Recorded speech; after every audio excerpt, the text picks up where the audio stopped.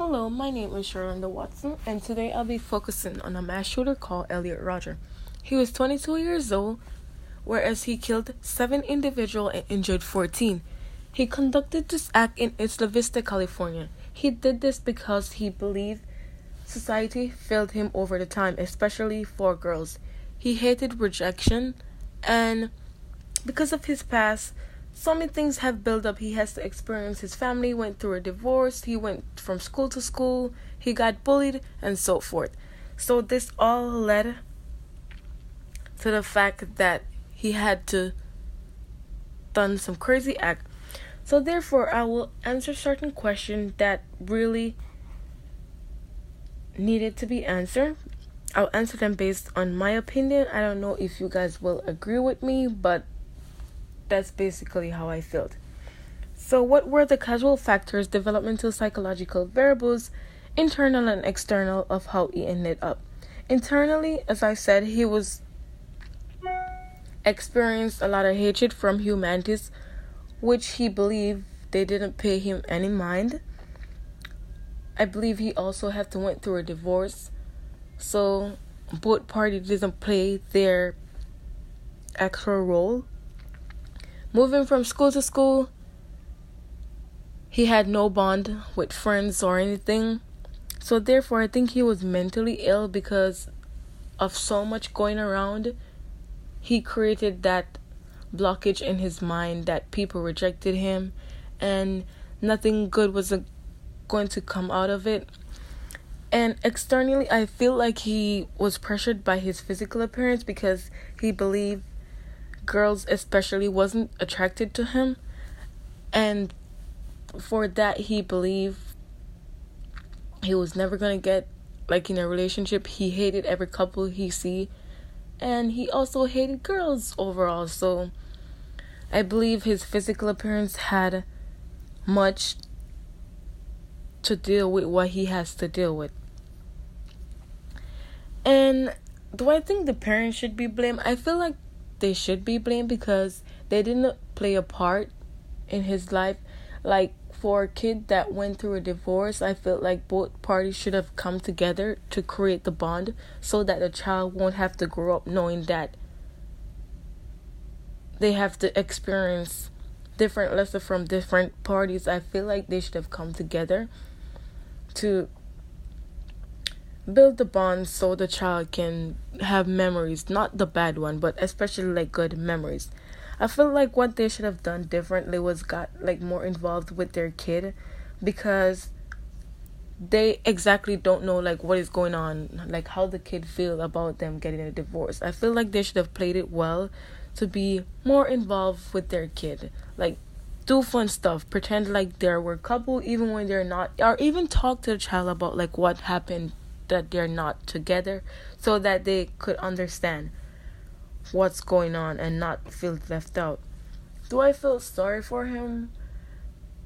At the point in the video, I felt sorry for him because I watched a video.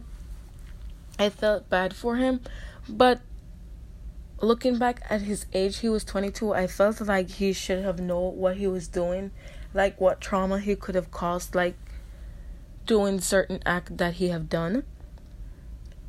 So therefore, the other hand, I don't really feel sorry for him because he's a grown man. He should have known what he was doing. And what could have done differently to prevent this? I think, as for therapists, they should have played more role in society, stuff like this, because therapists not only help, but I feel depending on what specific type of stuff they're talking about in therapists. And how he should go about this, I felt like he should have talked to people more nicer, get more involved in circular activities that help him to help individual, not to look at individual as the devil or as people who wouldn't want to help him. I felt like he should have go out of his way to seek help, also get more involved in the positive side of society, not just the negative.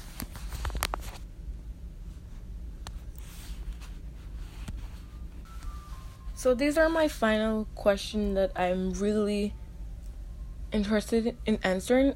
It's like, when do you draw the line and feel like you should report someone to somebody? I feel like once you see them acting a certain way, you should definitely report them, because you don't know what that person is going through at the moment. I know sometimes, like, you can't just report somebody because of how they act, because a lot of people have, like, disorder that led them to act the way they act. But I feel like if you know the person over time and you see, like, how they're acting, you should be able to report them, just to save, like, to see what's going on with them, and to actually, if you can save a life, you can save a life. So I could say the point when a person is dangerous is when that person talks really crazy, doing crazy stuff. I felt like that's a factor of them being a very evil person. So you should at least try to talk to them, or try to report them. I don't know, like, do something really fun, or try to talk to that person in a way so they could, like, explain what they're going through at the moment.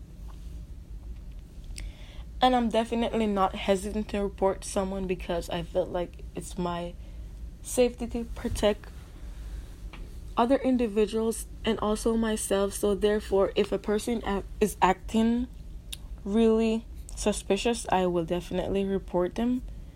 And I am not afraid to report someone, because I felt like once you can help someone or help to change a person's life, it's definitely worth doing. And sometimes you don't know, you could be either a lesson or a blessing. So therefore, I rather think of everything as a blessing. So I will definitely report someone if I see they're doing something crazy, because again, it's our safety.